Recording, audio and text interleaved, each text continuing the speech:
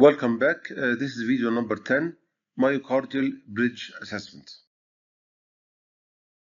In this video, is it a long bridge or two bridges in the LED? What about the segment opposite to the diagonal origin? Where should be the site of lemma anastomosis? And in this case, what is the true length of the myocardial bridge segment? Is it a short or long segment? Milking, systolic contraction, step up, step down are terms used to describe myocardial bridge, in which there is systolic compression in the short axis of the artery with early or late complete decompression in diastole. Typically speaking, there is no diagonal branches from the bridging segment. And these are the items to be discussed. Regarding location, the vast majority of myocardial bridge segments are located in the LED. Systolic compression of these segments other than the LED is very rare. This is a very rare case of myocardial bridge in distal RCA. There could be multiple myocardial bridge segments in several arteries, as in this case LED, RCA, and CX. In this video, is there a myocardial bridge segment in the PTA? With a thorough evaluation of the proximal segment of the PTA, it is a diastolic compression, not systolic, mostly with diastolic filling of the ventricles or due to a dyskinetic segment. LED myocardial bridge usually is in the proximal and mid-LED. For assessment, we need views with least foreshortening. A deep REO cranial for assessment of all segments is very useful. PA REO caudal views are useful for the proximal and mid LED segment assessment. The more the REO, the more the visualization of the mid segment. Lateral view is very helpful for mid LED, especially the distal part and the distal segment. This view shows the least distal segment foreshortening than other views, including the REO cranial. These views allow differentiation from tortuosity or a fixed acute bend, which may be diagnosed as myocardial bridge. Other views as PA and LO cranial are useful for more confirmation. It may be a clue of a deep variant segment, as said later. As seen in this image, REO cranial, REO PA caudal lateral views are useful for diagnosis and differentiation from acute angles and tortuosity, while LEO cranial and PA cranial views, its main role is evaluation of lateral wall contraction if it is involved. Regarding anatomical assessment, these are the points to be discussed. Regarding length, in these views, what is the length of the myocardial bridge? Is it less or more than 20 millimeters? The myocardial bridge segment could be beyond the compressed part. The limits of the compressed segment is inaccurate due to inter-observer variability and no definite point in between in many cases. In this video, we can see three segments: a full systolic compression segment of myocardial bridge, partial compression, which may be some tethering versus myocardial bridge, or normal with no compression, which may be a superficial myocardial bridge versus a normal segment. In this mid-LED myocardial bridge, what is the length of the bridged segment? Is it less than 10 or 10 to 20 millimeter or above 20 millimeter? Adding another view as REO cranial, may it help? CT answered the question. The length is 15 millimeter. So the angiographic compression segment, which is more than 20 millimeter, is much longer than the bridged segment. In this illustrative diagram, point 1 refers to the diagonal branch and normal segment, while point 2 is a fixed acute bend. Point 2 to 3, there is compression partly due to bridge or encasement, which is discussed later. 0.3 to 4, there is another fixed acute bend with some plaque and tortuosity after. The actual superficial bridging segment was only 15 mm of the angiographically compressive segment. Angiographically, we assess the length of the compressed segment. If more than 25 mm, it is considered a long myocardial bridge. Yet, not all the segment will show systolic compression. Systolic compression may occur without the overlying myocardial bridge segment, referred as encasement, as explained later. There is inter-observer variability, not easy to define the end points of contractile segment except if there is a diagonal branch or acute bend. Tachycardia and other technical points said later may affect the assessment. In this case, myocardial bridge compressed segment length is easily defined.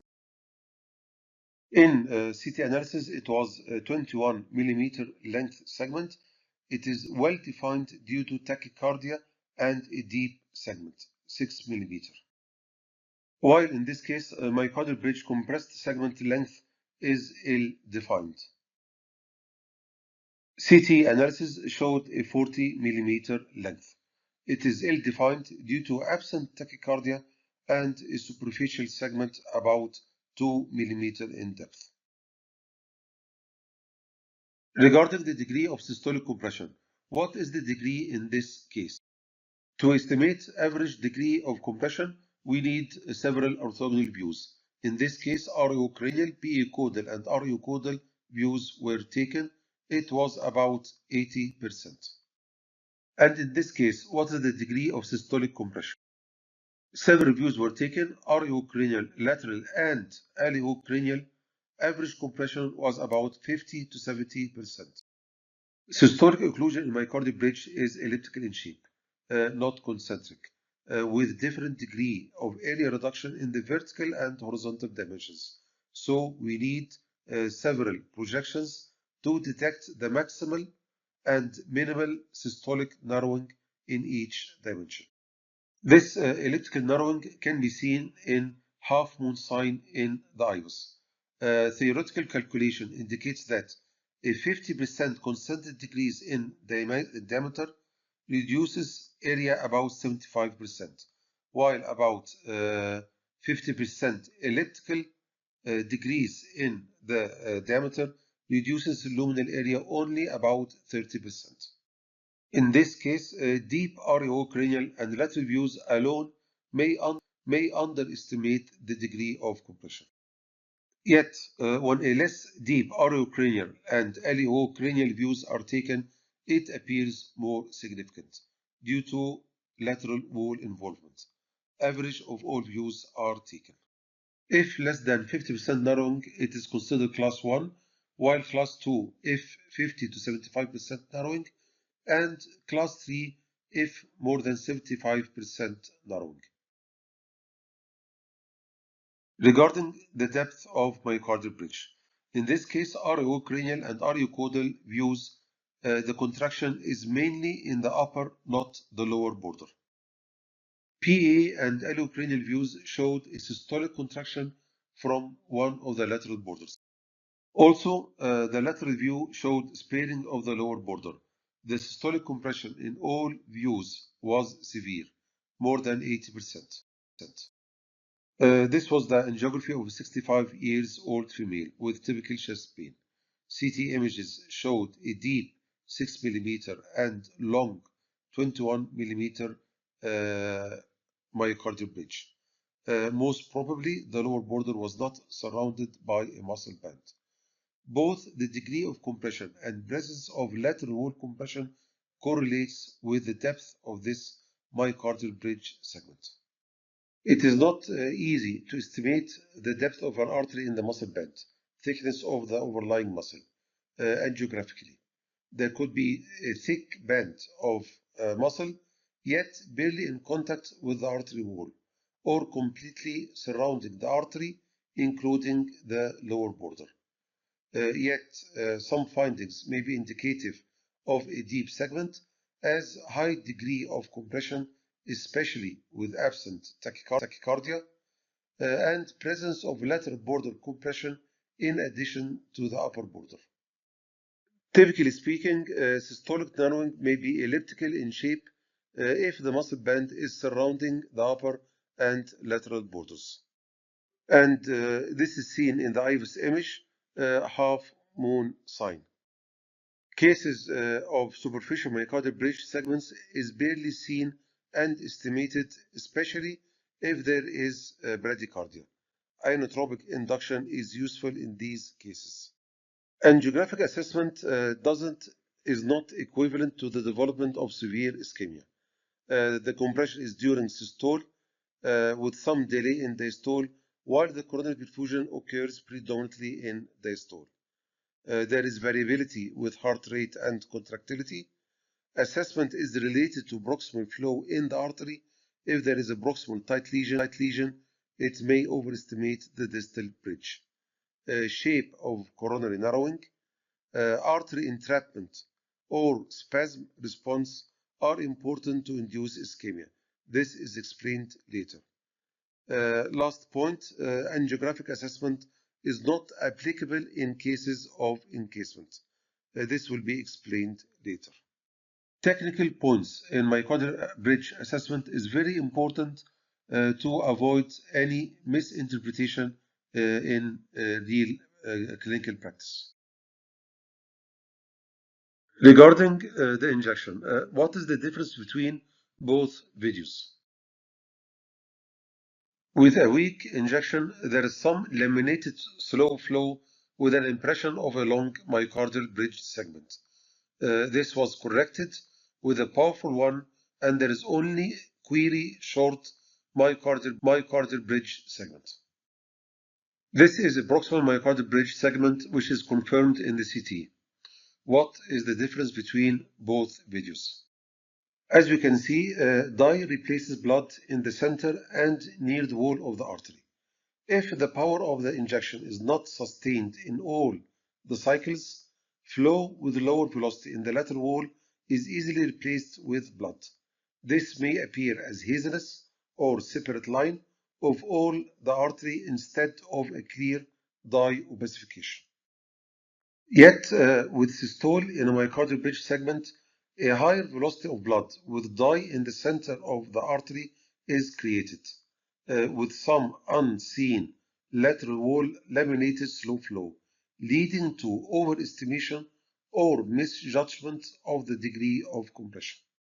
So, it is important to sustain a powerful dye injection for 2 to 3 cycles for a good estimation of the systolic compression. Compare between the injection in the first and second cycle. A sustained injection is important. Regarding tachycardia, this patient was diagnosed as myocardial bridge in the mid-segment of LAD. Yet, when the angiography was repeated later, the myocardial bridge segment disappeared after modest control of rate and a powerful injection. And this is the picture before and after modest rate control. And in this case of anterior ST elevation myocardial infarction due to severe myocardial bridge, the heart rate was about 108 beats per minute.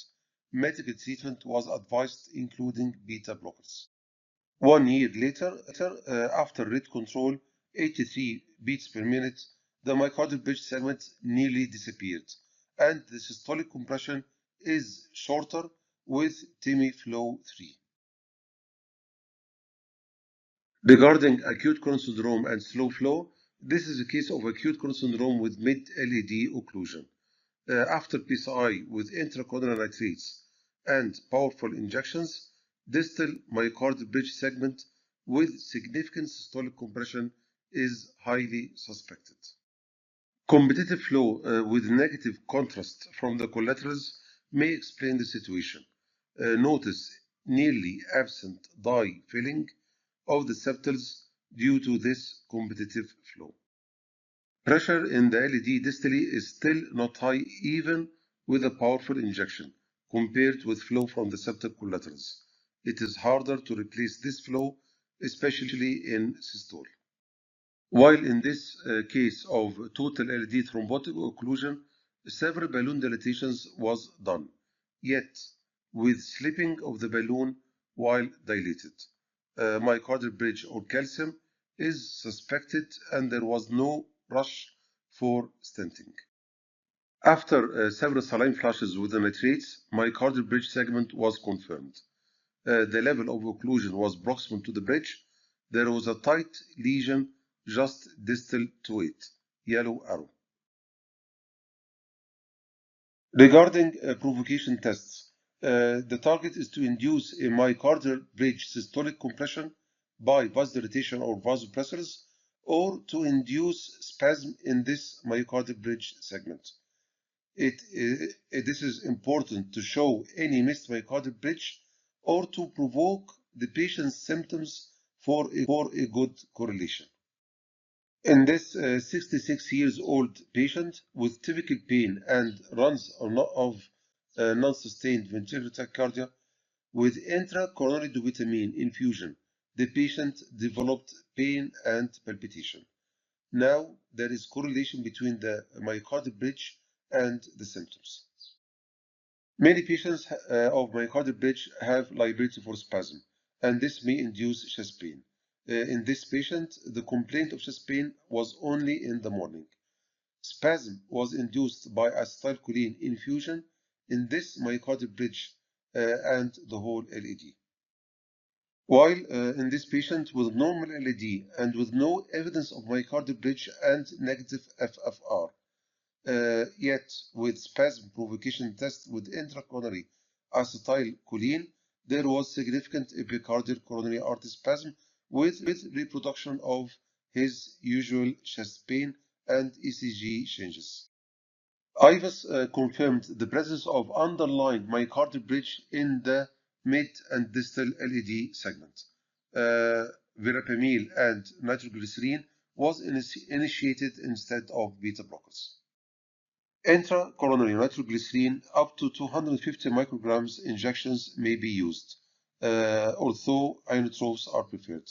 In these two cases, myocardial bridge segments appeared or increased after 1 minute from injection with maximum vasodilatation, white arrows.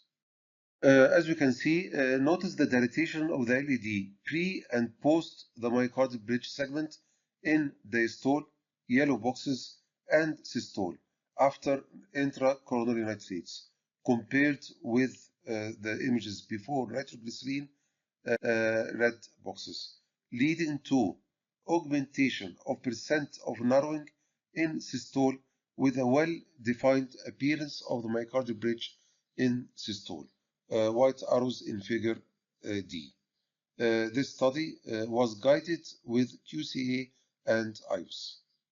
So nitroglycerin should be injected immediately before coronary angiography for myocardial bridge assessment or detection.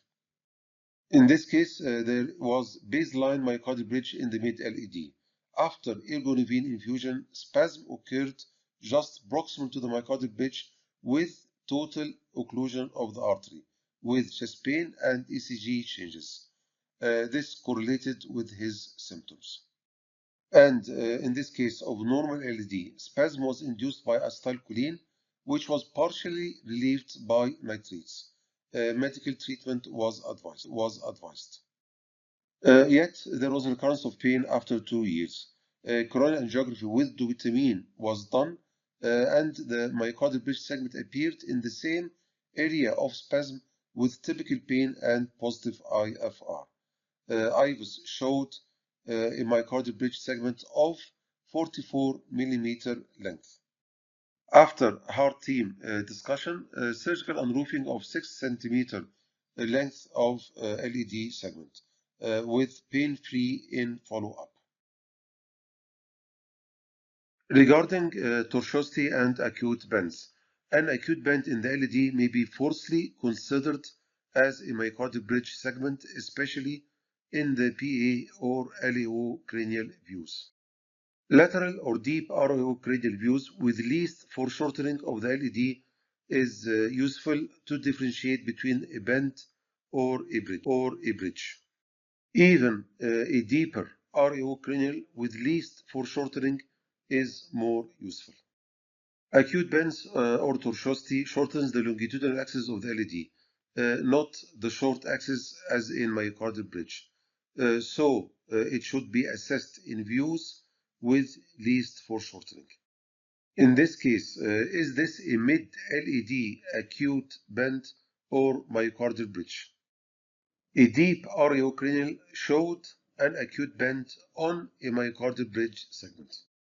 In systole, there is shortening of the longitudinal axis of the segment, causing acute upward angulation, and shortening of the short axis of the artery, causing stenosis opposite a diagonal artery origin as part of the proximal myocardial bridge segment.